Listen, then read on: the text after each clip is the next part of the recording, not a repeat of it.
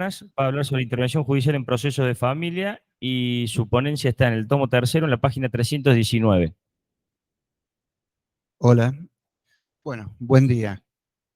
Es un tema que, por lo menos en la experiencia personal, en los últimos meses tuvimos muchos casos, no sé si generalizado, en la ciudad de Buenos Aires, muchas intervenciones judiciales en distinto grado, originadas en la justicia civil, en conflictos de familia.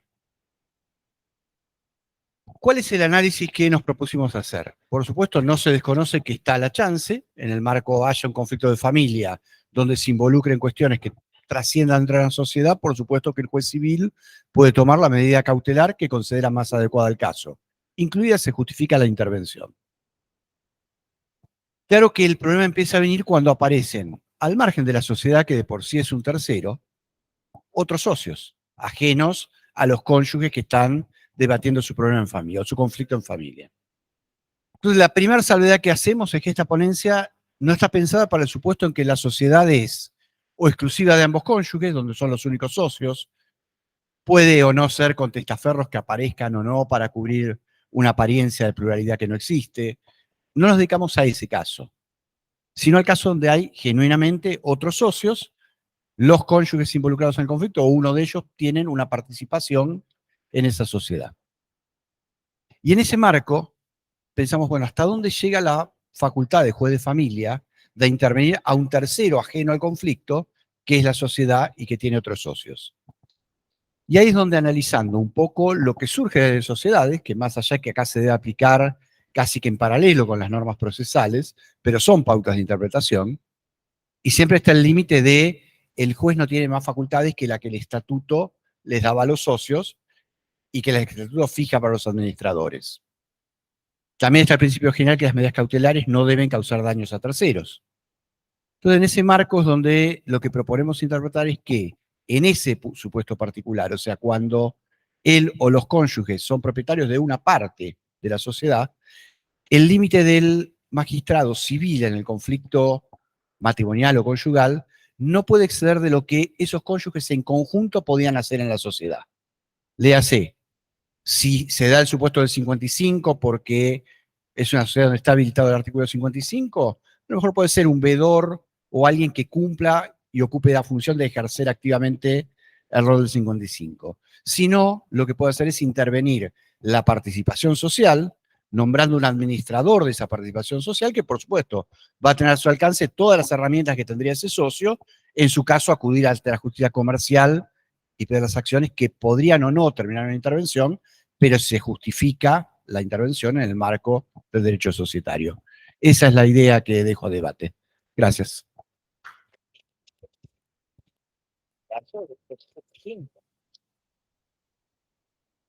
Gracias, doctor. André. La doctora Andrea Belmaña Lorente, su ponencia se titula La intervención societaria como acción autónoma y está en el tomo tercero, en la página 321. Bueno, buenos días a todos y gracias por estar. Tradicionalmente, cuando nosotros pensamos en intervención societaria judicial, ¿qué pensamos? El artículo 113 y siguientes de la Ley General de Sociedades, ¿verdad? Y nos va a llegar al juzgado en forma de ¿qué? De una acción de remoción y como una cautelar accesoria. Es decir, señor juez, por favor, remueva a este administrador que está causando daño a la sociedad y mientras se tramita el juicio de remoción, invista de estas facultades de administración a un interventor judicial para evitar daños, ¿no es cierto? El juez sabe que el otorgamiento es restrictivo, es provisional, que debe ser muy prudente porque se está entrometiendo en la vida interna de una persona jurídica privada. Y normalmente va a tender a la veeduría o a la coadministración y en alguna oportunidad, si el peligro es grave y comprobable, a la intervención plena. Este es el caso que vemos ordinariamente, es el más común. Y estoy dejando de lado la intervención en el marco de un concurso preventivo, porque no excede lo que es este trabajo, pero también es otra posibilidad en el marco de un concurso preventivo, cuando el concursado se ha excedido en las facultades de administración, favoreciendo a un acreedor, o bien ejerciendo actos, celebrando actos de disposición sin autorización del juez. En ese caso, la ley misma de concursos y quiebras prevé la intervención en el artículo 17. Esto lo dejo de lado, esto existe y lo sabemos.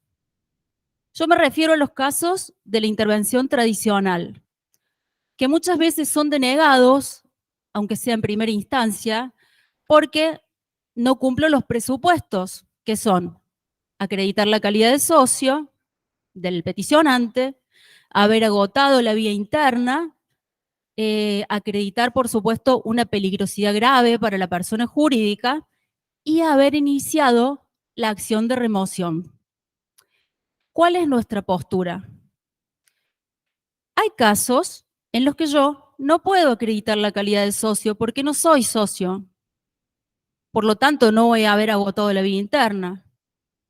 No voy a haber iniciado la acción de remoción tampoco, y aún así sostenemos que es posible la intervención. ¿Cómo? Haciendo un análisis integrador de la normativa de fondo, de forma, de los códigos procesales nacionales y de las provincias, del artículo 1711 que me permite sustentar y evitar un daño. Vemos que en los códigos procesales provinciales y también en el nacional existen algunas figuras como el veedor interventor o el interventor recaudador, pero por sobre todo y lo que más me interesa, existe una cautelar genérica, donde yo puedo pedirle al juez que juntos evitemos un peligro para la persona jurídica y una medida cautelar que existe, hacer la medida, es decir, o juntar dos medidas cautelares y formar una nueva, o directamente un traje a medida, es decir, la medida cautelar que a mí me interesa en una situación sui generis. Como yo cuento con esta herramienta en los códigos y voy a iniciar una petición judicial que se va a agotar con el nombramiento del interventor, ¿cómo le llamaremos a esto? No es una cautelar accesoria de otra acción, es una medida autosatisfactiva. Es una construcción jurisprudencial y doctrinaria, sí, un momento, que se agota en sí misma. A partir de esto, hemos formado 4 tipologías a partir del análisis jurisprudencial de los últimos años.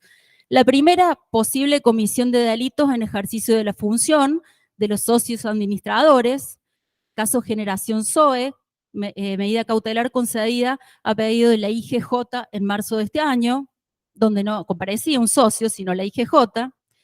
Participaciones accionarias en paridad, cónyuges que se pelean, como decía el doctor, o familias de segunda y tercera generación de distintas facciones familiares que no se ponen de acuerdo, que o bien no pueden nombrar un administrador, o bien no lo dejan accionar libremente, y hasta puede ser el mismo administrador el que comparezca a pedir la intervención. Por favor, no me dejan trabajar, me sabotean de un lado y del otro.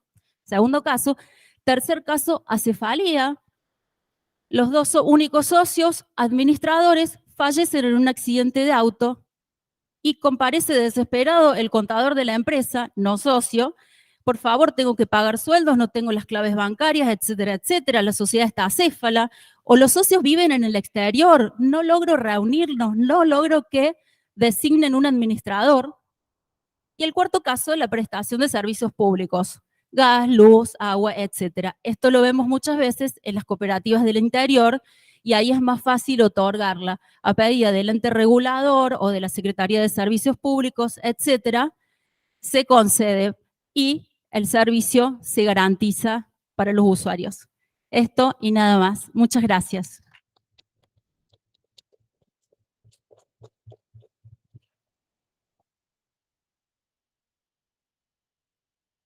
Gracias, Andrea. Fernando. Doctor Fernando de Alessandro y Laura Filippi, la ponencia es intervención judicial sin remoción del órgano de administración, supuestos de viabilidad, y está ubicada en el tomo 3, página 327. Buenos días a todos. Bueno, voy a tratar de no aburrirlos porque la ponencia nuestra con mi coequiper, la doctora Laura Filippi, que no pudo estar presente, va muy en línea con la ponencia anterior, ¿sí? De alguna manera, nosotros lo que vimos o lo que advertimos y quisimos destacar en el trabajo es que hay una suerte de flexibilización del llamado principio de instrumentalidad y hay o debe haber una nueva visión de la intervención judicial de sociedades más allá de la tradicional como medida cautelar accesoria de la acción específica de remoción de los administradores. En ese sentido, sí, tenemos una normativa concursal de orden nacional específica que autoriza al juez, inclusive de oficio, a disponer la intervención del órgano de administración del deudor para el supuesto de ocultamiento de bienes, incumplimiento de la obligación de suministrar información al síndico o al tribunal, etcétera, y esto ya ni siquiera requiere pedido de parte, sino que es un recurso previsto de modo específico para casos específicos que viabilizan esta situación más allá de la acción de remoción y con posibilidad de desplazamiento pleno. Segunda cuestión, sí, el régimen procesal al que no siempre se le presta suficiente atención. Si yo tengo un régimen societario que de alguna manera establece un mecanismo específico que encorseta una situación de modo tal de que el incumplimiento de cualquiera de esos recaudos, la dificultad de acreditar la calidad de socio, cosa que no siempre es fácil, de acreditar el peligro grave en la demora en medida suficiente, etcétera, o la restricción a la legitimación para solicitarla, ¿sí? Abren la vía o o pueden ser superadas por la regulación paralela, que puede servir de complemento del Código Procesal Civil y Comercial de la Nación, concretamente lo prevé y está previsto también en muchas otras jurisdicciones, sin perjuicio de la posibilidad de dictar medidas cautelares genéricas. ¿Sí? Bueno, ahí tenemos francamente todos casos donde no es necesaria la promoción de acción de remoción. Finalmente, los casos de acefalía o los casos asimilables a acefalía. Sociedades 50-50, sociedades donde los socios están fallecidos, donde hay que tramitar la sucesión, o sociedades donde los socios están, ¿sí? Pero no pueden cubrir el órgano de administración porque de repente hay una remoción con causa, una acción de remoción con causa favorecida por el voto de uno, en desmedro del otro, prohibición del 241, que no puede votar en ese tema, pero que después, ¿sí? Cuando hay que ir al siguiente punto del orden del día, ¿sí? Designación de autoridades, vuelve a cobrar vigencia el 50-50 y nos encontramos con que separamos, desplazamos, pero no podemos cubrir esta situación y ahí se habilitaría la posibilidad de la intervención judicial sin necesidad de acción de remoción. Quedará seguramente algún supuesto de actuación disfuncional del órgano de administración que no esté emparentado necesariamente con la acción de remoción y que justifique o que pueda justificar, obviamente con el cumplimiento de los recaudos genéricos de medidas cautelares, ¿sí? La intervención judicial de la sociedad.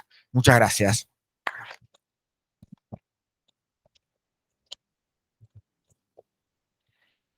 Carolina. La doctora Carolina Ferro, necesidad de revisar pautas de interpretación para la regulación de honorarios en las intervenciones judiciales, y la ponencia está ubicada en el tomo 3, página 331. ¿Qué tal? Buenos días. Ay, cuántos jueces, y yo voy a hablar de esto, un temón. Bueno, espero que no se ofenda.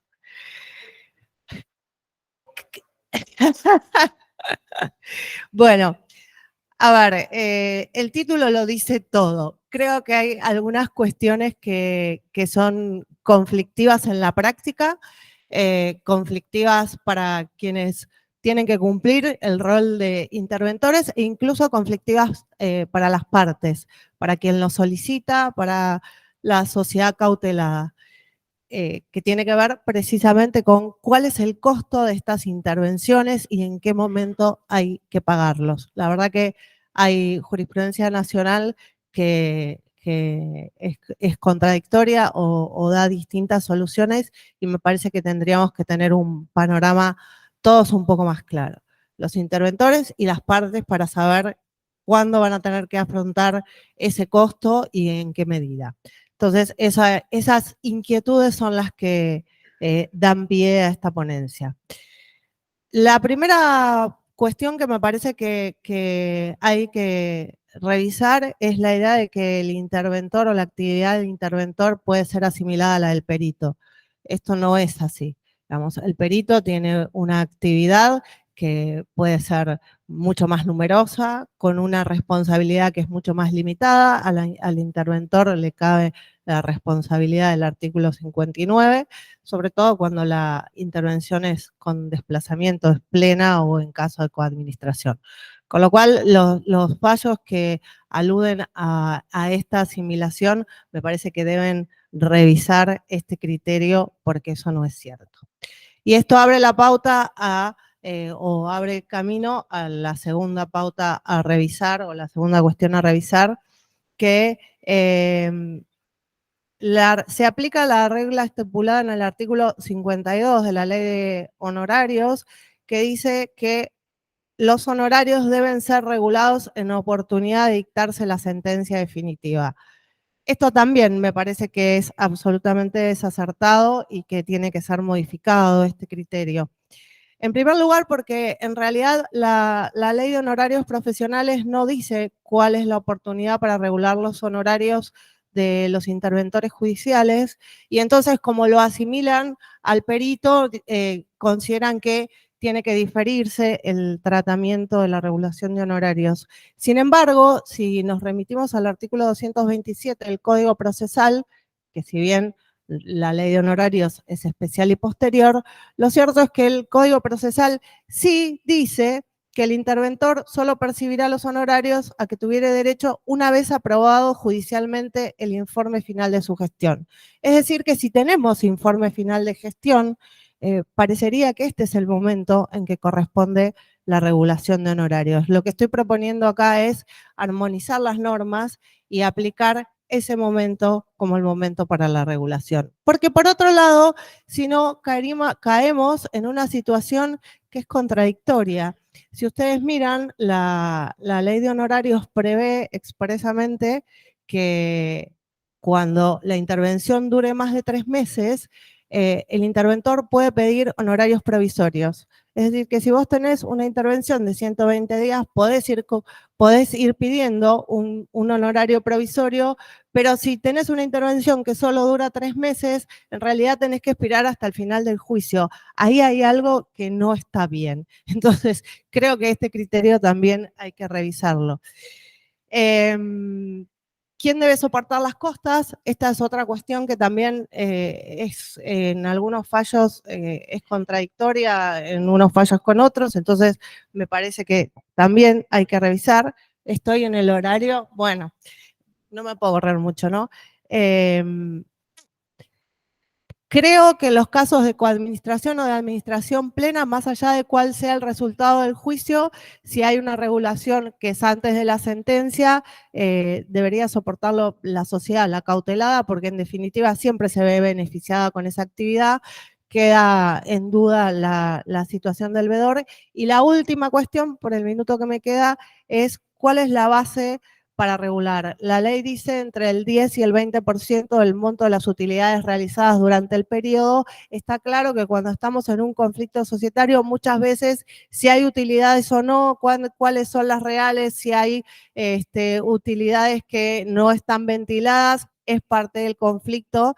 Entonces, utilizar esta base regulatoria, si bien es lo que establece la ley, me parece que hay que flexibilizarlo y creo que el parámetro debería ser el patrimonio que se cautela de alguna manera, porque en definitiva tampoco es lo mismo soportar honorarios para una pyme muy pequeña, un kiosco, que para una gran empresa. Y esto afecta mucho a aquel que tiene que pagar los honorarios. Entonces, creo que todas estas cuestiones son por lo menos para empezar a pensar.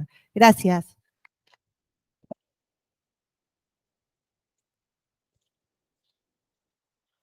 El doctor Cancela no está, ¿no? No. Bueno. Bueno, entonces abrimos a preguntas. Primero bueno, está todo de aquel lado, porque vamos a hacer una zona y otra, si ella puede llevar más rápido el micrófono. Doctor. Valo.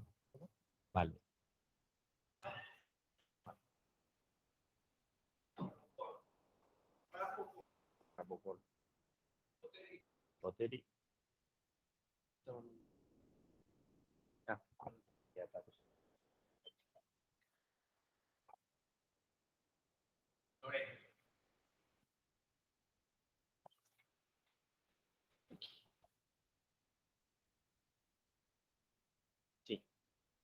Doctor Bau. Valo, allá arriba. Ahí.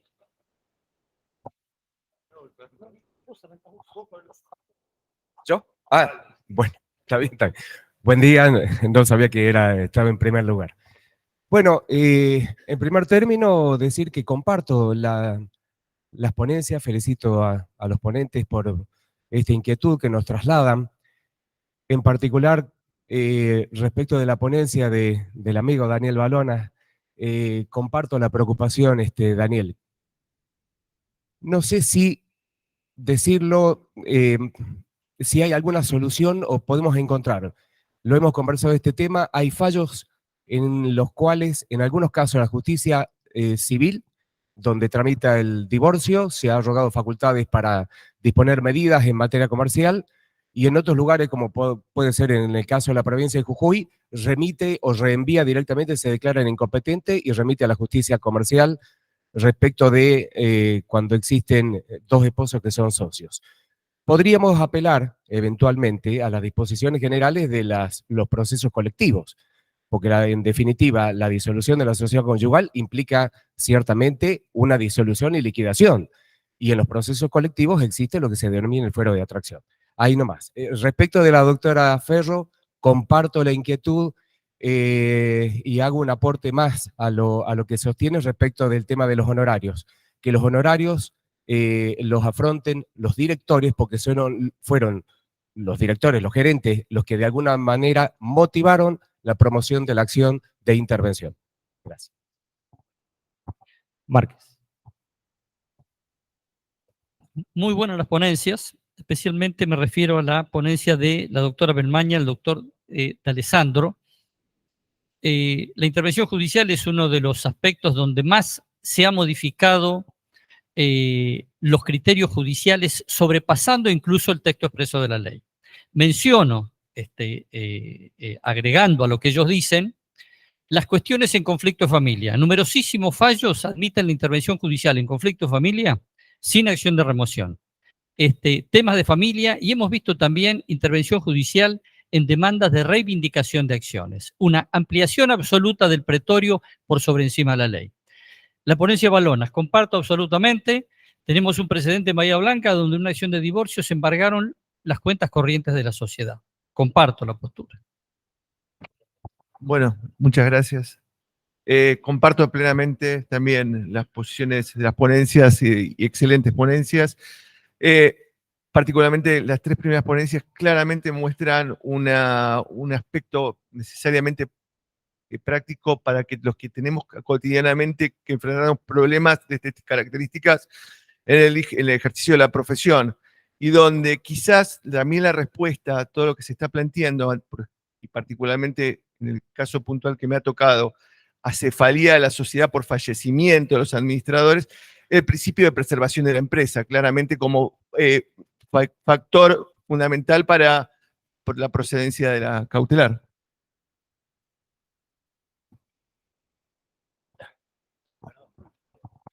Bueno, voy a referirme a la ponencia de la doctora Ferro. Comparto la inquietud y el interés, me parece muy bueno el trabajo. No estoy de acuerdo con la solución, porque me parece que el tema del patrimonio exclusivamente no debería ser la medida, sino el tema de la utilidad generada durante la intervención. Tuve el caso de un hotel intervenido durante la pandemia. Imagínate que el patrimonio es enorme y las ganancias fueron muy escasas y la actividad casi nula, con lo cual me parece que la pauta no debería ser muy diferente a la de los administradores societarios, con porcentajes variables de acuerdo a si es veedor, interventor, coadministrador, etcétera. Eso y nada más.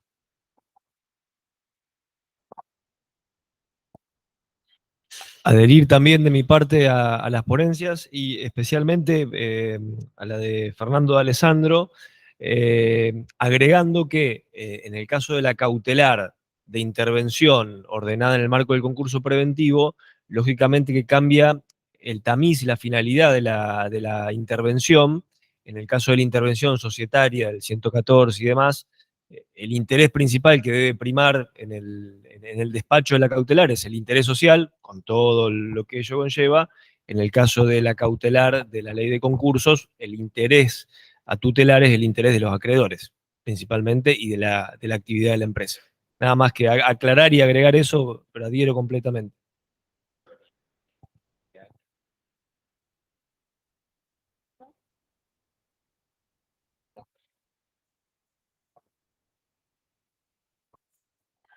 ¿Qué tal? Buenos días. Solamente dos inquietudes a partir de la casuística respecto de la ponencia de la doctora Belmania Lorente y de Alessandro. Este tipo de medidas cautelares, intervención, sea en grado de veeduría, coadministración o desplazamiento, proveniente de juzgados no especializados, y cuando me refiero a no especializados, me digo no habituados a dar este tipo de medidas, sea que vengan por una acción de familia, simplemente por aplicación del Código Procesal, o peor aún, proveniente de juzgados penales, suele, repito, a partir de mi propia casuística, tener dos problemas. Uno es, no suelen fijar adecuadamente las reglas de combate. Es decir, no suelen fijar adecuadamente cuáles son las reglas de actuación de los interventores. Y esto es un problema grave para la subsistencia de la sociedad. Y existe un segundo problema que comparto a partir de mi propia experiencia personal, que es la juxtaposición de medidas similares o idénticas provenientes de distintos juzgados. Es decir, generalmente los juzgados penales son bastante generosos también para intervenir sociedades, y esa sociedad puede también tener una intervención proveniente de un juzgado comercial. ¿Cómo coactúan estos interventores? Es un problema que se presenta.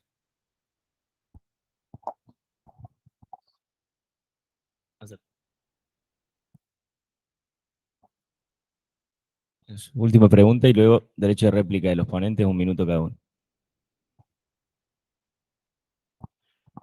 Hola.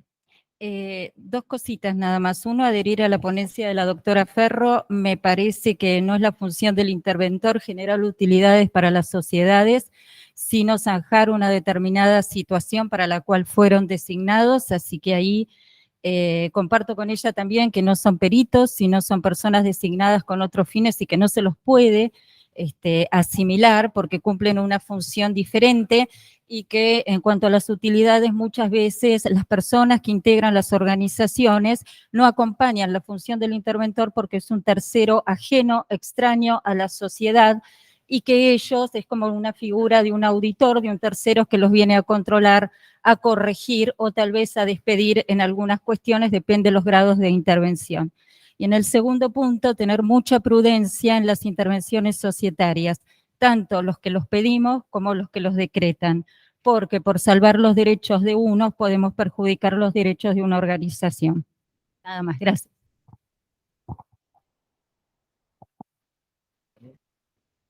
Daniel. Sí, ¿querés derecho de réplica? Bueno, agradezco los comentarios. Creo que el tema no es por lo menos en mi ponencia, no es el fuero. Un poco por lo que decía Pablo. Puede ser el fuero civil, no, creo que no veo impedimento en el fuero. Incluso es más, en provincia de Buenos Aires es civil y comercial. No creo que sea un tema de fuero, sino un tema que, por lo menos el espíritu de mi ponencia, de que los cónyuges, cuando entran al proceso de divorcio, no terminan adquiriendo más derechos que cuando no se estaban divorciando, porque si no, parece ser como que porque cuando alguien adquiere más derechos, el otro los pierde. Pero parecería ser que los demás socios pierden derechos solo por la circunstancia de que uno de ellos o una de ellos tenga un conflicto matrimonial. Ese era el punto. Agradezco los comentarios y por el comentario de Javier, creo que en algunos casos es peor. A mí no me pasó lo de los dos interventores. Gracias. André. Bueno, gracias por el interés. Comparto que a veces hay no diría superposición de interventores, pero sí me ha tocado ver cuando comparecen al foro especial a pedir la intervención judicial societaria, que había habido veedores o interventores penales y también en el marco de un divorcio contencioso. Y es mucho más difícil en estas sociedades pequeñas de familia o pequeñas pymes, donde hay animosidad cuando hay problemas de familia ni que hablar, cuando han sido dos hermanos que fundaron la empresa viniendo de Italia y está la segunda y tercera generación y se hacen dos facciones ni que hablar. Por eso nosotros, como operadores de la justicia, sabemos que a veces no le vamos a poder dar una solución definitiva, que la solución va a venir por afuera, que nosotros vamos a sacar a la sociedad del paso para que pague sueldos, para que rubrique libros si no están, para impedir que se cometan actos de disposición. Pero sabemos que en definitiva la solución va a venir generalmente de afuera. Cuando una parte le venda las acciones a la otra, o cuando se tercerice la administración en idóneos y logremos judicialmente que se pongan de acuerdo a través de audiencias y audiencias y audiencias interminables en nombrar una persona con la cual estén todas las partes de acuerdo. Siempre con mucha prudencia, como decía la colega allá al fondo, sabemos que estamos haciendo cirugía cerebral y que tenemos que intervenir lo mínimo solamente para preservar la empresa y el interés de los socios y de los acreedores. Muchas gracias.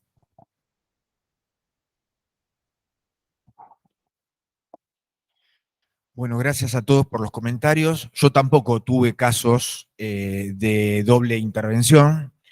Me generaría alguna prevención. La intervención decretada en sede penal ya pareciera ser que es más invasiva o tendría que ser más invasiva que la que podríamos decretar nosotros en sede comercial. Empalmo un poco con lo que decía Carolina, ¿sí? A mí no me satisface el criterio de la regulación de honorarios sobre la base de utilidades. ¿Por qué?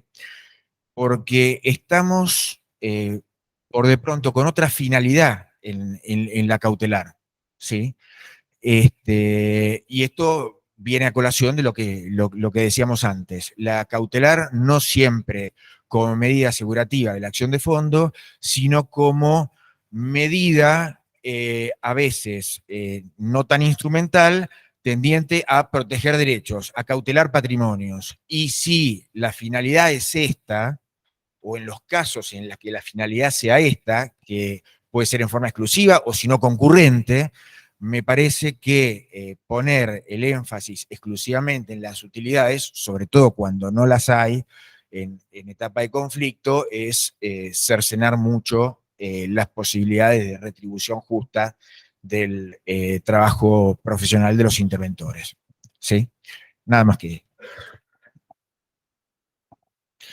Creo que el único comentario fue de José y me parece que ya todas las personas que hablaron que me precedieron respondieron por mí, así que ningún comentario para agregar. Muchas gracias, Carolina. Una simple reflexión. Si habilitamos a veces la intervención a todos los foros, podemos tener más de un problema, ¿no? Es decir, el foro laboral ya nos demostró con la aplicación del 54 lo que es capaz de hacer en materia de interpretación.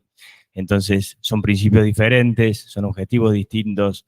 Los derechos tuitivos, digamos, a veces son un poco más laxos a la hora de interpretar las restricciones. Entonces quizá hay algo que pensar ahí, sobre todo por cómo funciona nuestra justicia, digamos, no por los jueces, digamos, por cómo funciona el sistema general de administración de justicia y algunos fueros que tienen algunas licencias, digamos, a veces para interpretar la ley de sociedades a su medida. Y una cosa en respecto a honorarios, es escupir para arriba, lo sé, porque yo también soy abogado independiente, pero alguna vez nosotros tenemos que cobrar por las tareas efectivamente realizadas. Un cirujano no cobra la operación según el patrimonio de que entra al quirófano, ¿no? Entonces, habría que ver si las tareas efectivamente realizadas y contabilizadas arrojan un número objetivo para no depender del gran patrimonio o diminuto patrimonio del administrado en la cautelar. Simplemente para la reflexión, porque si el cirujano me va a cobrar por el patrimonio que tengo, estoy complicado. Gracias.